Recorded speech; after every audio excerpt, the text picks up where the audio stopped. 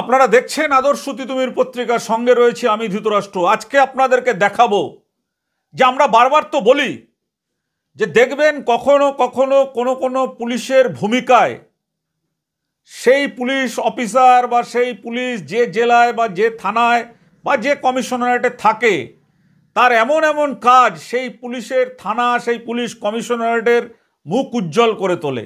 আবার এমন এমন পুলিশ অফিসার থাকে তাদের এমন কাজ করেন যে সেই কাজ যদি জনগণের সামনে চলে আসে তাহলে কিন্তু থানাও কলঙ্কিত হয়, পুলিশ কমিশনারেটও কলঙ্কিত হয়। আজকে আপনাদেরকে আমরা দেখাবো ব্যারাকপুর পুলিশ কমিশনারেটের জেঠিয়া থানা। এই জেঠিয়া থানায় কয়েক মাস আগেও যিনি এই থানার ওসি ছিলেন তার নাম প্রদীপ সরকার। এই প্রদীপ সরকার ঘোলা থানায় ছিলেন, নিউ ব্যারাকপুরে ছিলেন, খর্দায় ছিলেন। ইনি মূলত ঘোলা থানার যে প্রাক্তন ওসি বিশ্ববন্ধু চট্টরাজের সহচর। এই ওসি এই জেঠিয়া থানা এলাকায় এমন এমন কাজ করেছে যে সেখানে পুলিশ সম্পর্কে মানুষের একটা অন্যরকম ধারণা তৈরি হয়ে গেছে। আপনারা ৯-এর দশকের একটা সিনেমায় দেখেছিলেন অঞ্জন চৌধুরীর লেখা শত্রু। সেখানে মানুষ যারা দুর্নীতিগ্রস্ত জালিয়াত পুলিশ অফিসার ছিলেন তাদের বিরুদ্ধে মানুষের ক্ষোভ কেমন ছিল, সেই পরাণ মণ্ডলের মৃত্যু আপনারা তো দেখেছেন। এগুলো সে কিভাবে মানুষ মানে সাজানোভাবে কিভাবে পুলিশ কিভাবে ফাঁসাতো লোককে সেটা দেখেছিলেন। আবার সেখানে যখন ভালো পুলিশ অফিসার আসলেন রঞ্জিত মল্লিক, সেটাও দেখেছিলেন যে অভিনেতা রঞ্জিত মল্লিক সে একটা ভালো পুলিশ অফিসার হিসাবে মানুষের কাছে কিভাবে মানে প্রণম্য হয়ে উঠেছিলেন। আজকে আমরা দেখাবো যে এই প্রদীপ সরকার যখন জেঠিয়া থানায় ছিলেন, আপনাদের মনে আছে জেঠিয়া থানার একজন এলাকার একজন আইনজীবী তন্ময় বিশ্বাস তিনি থানায় গেছিলেন তার মক্কেলের হয়ে, তাকে যাচ্ছেতাই ভাষায় গালিগালাজ করে তাকে জামার কলার ধরে টানাটানি করেছেন। এবং সেই ঘটনা নিয়ে আপনাদের মনে আছে যে 18 দিন এসিজেএম মানে ব্যারাকপুর আদালতের জেসিএম আদালত সেই আদালতকে বয়কট করেছিল আইনজীবীরা। এটা তো আপনারা জানেন। এটা ছাড়ুন, এটা চাইতেও বড় একটা ঘটনা আজকে আপনাদের আমরা তুলে ধরতে চাই। এইখানকার কাপামোড়ের লোকনাথ অ্যাপার্টমেন্ট, এই লোকনাথ অ্যাপার্টমেন্টে যে ভাড়া বাড়িতে মানে যে ফ্ল্যাটের মধ্যে প্রদীপ সরকার থাকতেন তিনি একজন কুখ্যাত দুষ্কৃতী।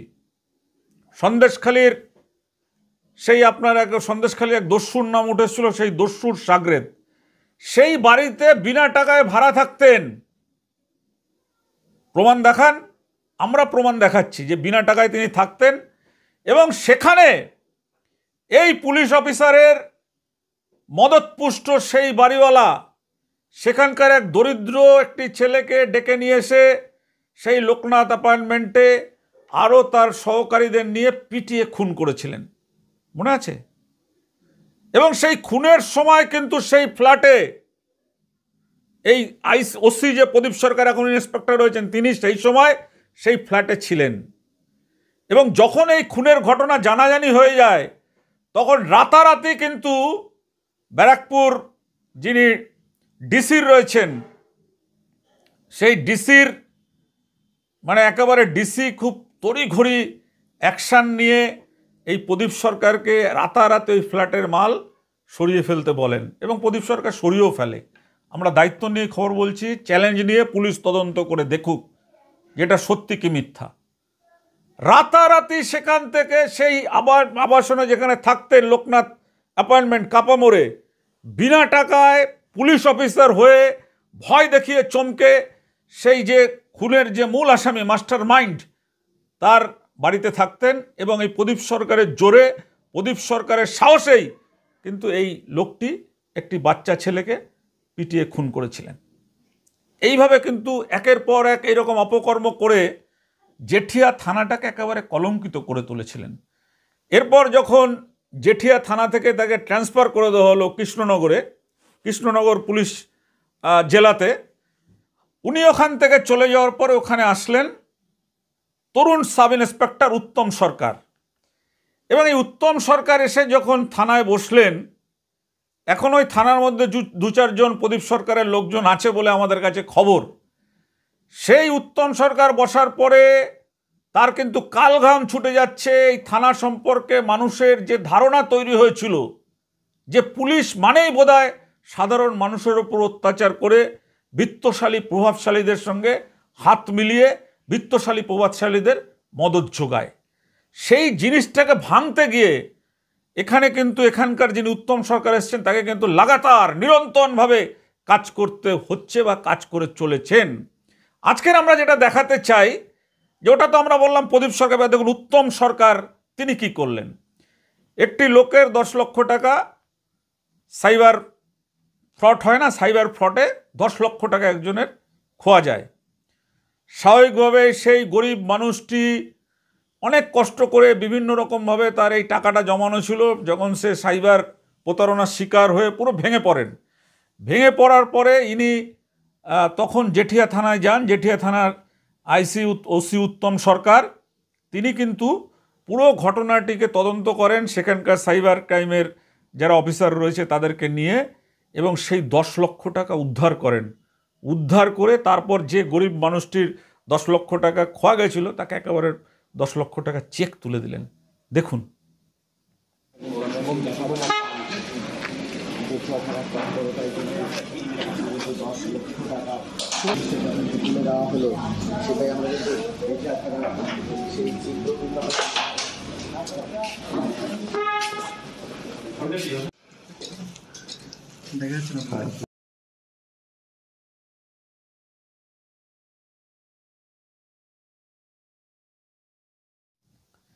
এবং ওখানকার যিনি এসিপি আছেন নাসিম, এমডি নাসিম, তিনি কিন্তু ভূয়সী প্রশংসা করলেন এই থানার বর্তমান ওসি উত্তম সরকারের। ক্রেডিট আছে, ওসির তো ক্রেডিট আছে, আয়ুদেরও আছে, তো very excellent work, very excellent. এর আগেও অনেক মোবাইল যে উদ্ধার করে দেওয়া হচ্ছে এবং যেভাবে রিকভারি, যেভাবে ফ্রড হচ্ছে তার সাথে উদ্ধারও হচ্ছে পাল্লা দিয়ে। এ বিষয়ে এই যে অফিসারদের কি বার্তা দেবেন যেভাবে কাজ করে? আমাদের অফিসার এখন টোটালি ইনভলভ হয়ে গেছে যাতে মানুষকে কীভাবে সেবা করা যায় আর কি। তো এখন জেঠিয়া থানা বা আমার জুডিকশনের যত থানা আছে খুবই ভালো কাজ করছে।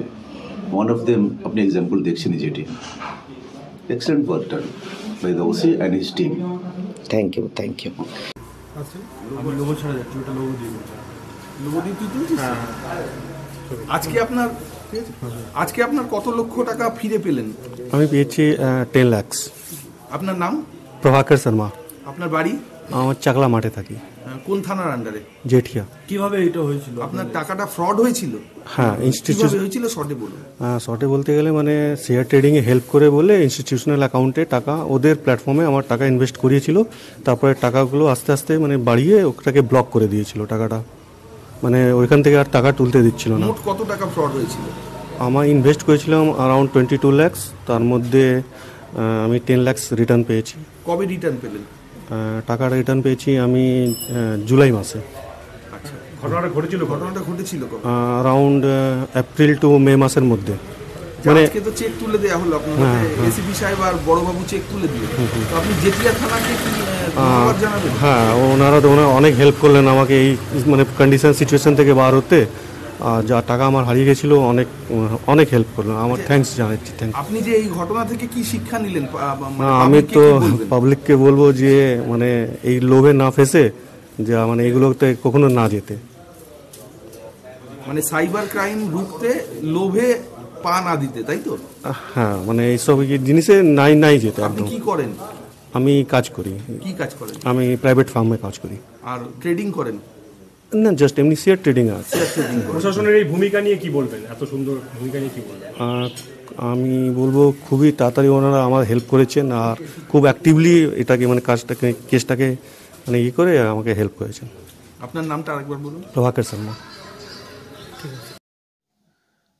এই যে কাজটি করেছেন, যে কাজটি করে গিয়েছিলেন, যে কাজগুলো করে গিয়েছিলেন প্রদীপ সরকার, সেই সময় কিন্তু থানার ভাবমূর্তি কলঙ্কিত হয়েছিল। সেই সময় কিন্তু পুলিশ কমিশনার অফিসের ভাবমূর্তি কলঙ্কিত হয়েছিল। তাও কিন্তু পুলিশ তাকে সেখান থেকে সরাতে পারেনি বা তার শাস্তির কোনো ব্যবস্থা করতে পারেনি। কিন্তু উত্তম সরকার এসে তিনি এমন একটা কাজ করলেন 10 লক্ষ টাকা ফিরিয়ে দিয়ে, এখন জেঠিয়ার মানুষের মনের মধ্যে পুলিশ সম্পর্কে একটা আস্থা ফিরে এসছে যে না, এখানকার এখন যিনি ওসি এসছেন তিনি মানুষের জন্য কাজ করতেই এখানে এসেছেন। এটাই কিন্তু হচ্ছে পুলিশের কাজ। পুলিশের ভেতরে পুলিশ যারা এরকম দুর্নীতি করে, যারা পুলিশের উর্দিকে কাজে লাগিয়ে, যারা এই বিএনএসএস ক্ষমতা হাতে আছে বলে সেটাকে কাজে লাগিয়ে সাধারণ মানুষকে হেনস্থা করে, এবং এরপরে যারা উপরতলার পুলিশ মানে অফিসাররা রয়েছেন তারাও কিন্তু সেটা সঠিকভাবে তদন্ত করে না। এখানে প্রদীপ সরকার বিনা টাকায় যে খুনির বাড়িতে ভাড়া নিয়ে থাকতেন, ভাড়া দিতেন, এটা হচ্ছে বিরাট বড় অপরাধ। পুলিশ জানার পরেও কেন সেই খুনির বাড়ি থেকে তাকে রাতারাতি মাল সরিয়ে দিতে বললেন, এবং সেটা কিন্তু আর প্রকাশ্যে এলোই না। যেমন আপনারা দেখুন, উত্তর দিনাজপুরের গোয়ালপুকুরে সেখানে একজন সাজ্জাদ বলে একজন দুষ্কৃতী 25 বছরের খুনের আসামি, তাকে যখন কোর্ট থেকে তাকে নিয়ে যাওয়া হচ্ছে পুলিশের সেই প্রিজন ভ্যানে, সে রাস্তার মাঝখানে খালি জায়গায় তার প্রাকৃতিক ডাকের সাড়া দেওয়ার জন্য সেখানকার পুলিশদের বলেন, মানে জেলের যারা রক্ষী তাকে নিয়ে যাচ্ছিলেন, এবং সেখান থেকে নেমে 2 জন পুলিশকে গুলি করেন। পুলিশের বন্দুক নিয়ে নয়, তার কাছে একটা আলাদা বন্দুক ছিল। সেই বন্দুকটা কোথা থেকে এলো, কে তাকে দিল? কারণ আপনারা জানেন যে পুলিশের যে প্রিজন ভ্যান, সেই প্রিজন ভ্যানে যখন আসামি তোলা হয় জেলের মানে কোর্টের লকআপ থেকে, তখন কিন্তু পুলিশ কর্মীরাই তাদের পাহারা দিয়ে প্রিজন ভ্যানে তোলে, এবং প্রিজন ভ্যানে ঢোকানোর পরে তারপরে কিন্তু একটা দরজা থাকে, সেই দরজায় তারা তালা দিয়ে রাখে, এবং তারপরে কিন্তু সেই 2 জন পুলিশ বাইরে থাকে। এবার গাড়ি ছুটলো, সামনে একজন থাকলো, গাড়ি ছুটলো। এই রকম কঠোর নিরাপত্তার ভেতর থেকে কিভাবে সাজ্জাদের হাতে বন্দুকটা কোথা থেকে কিভাবে এলো, সেটা কিন্তু পুলিশ তদন্তই করলো না। তার আগেই যেটা খবর মানে উঠছে যে আমাদের রাজ্য পুলিশের ডিজি রাজীব কুমার, তিনি সেখানে গিয়ে পুলিশের, এটা তার বলতেই হতো, কারণ পুলিশকে শক্তিশালী রাখার জন্য, পুলিশ যাতে ভেঙে না পড়ে সেই জন্য তিনি বলেছিলেন যে পুলিশের ওপর যদি কেউ আক্রমণ করে 1টা গুলি চালায়, আমরা 4টা গুলি চালাবো। এটা ঠিকই আছে, ভোকাল টনিক।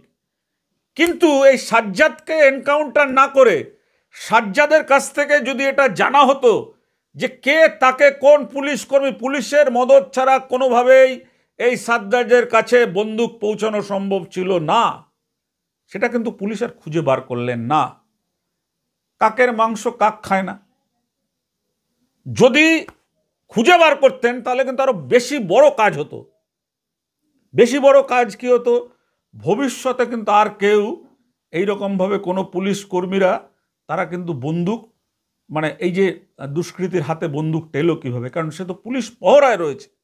এই যে প্রদীপ সরকার খুনির বাড়িতে ভাড়া ছিলেন, বিনা ভাড়ায় পুলিশ জেনে রাতারাতি তাকে সেখান থেকে বললেন মালপত্র সরিয়ে নাও, মালপত্র সরিয়ে নিল। অথচ এইটা তদন্ত করে দেখলো না যে কেন এই খুনির বাড়িতে তিনি ভাড়া থাকতেন, কেন বিনা টাকায় তিনি ভাড়া থাকতেন, তার ভাড়ার রসিদ আছে কিনা এবং এইগুলো তার ছিল কিনা, সেইগুলো না দেখে রাতারাতি তাকে মালটা সরিয়ে মানে তাকে দেখিয়ে দিলেন যে না, উনি ওখানে থাকতেন না।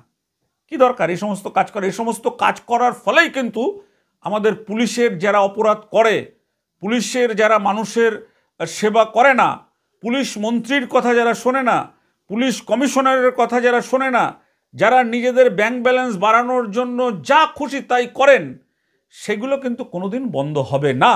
তাই আজকে আমরা দেখাচ্ছি যে একজন পুলিশ কিভাবে আত্মনিবেদনে মানুষের মনের ভেতরে প্রদীপ জ্বালিয়ে দিতে পারে, সেটা কিন্তু দেখিয়ে দিলেন উত্তম সরকার। আর একজন মানুষ কিভাবে মানুষের আত্মনিবেদনে পুলিশ প্রদীপ নিভিয়ে দিতে পারে, সেটা দেখিয়ে গিয়েছিলেন কিন্তু প্রাক্তন ওসি প্রদীপ সরকার। আজকের দেখুন সেই খবর।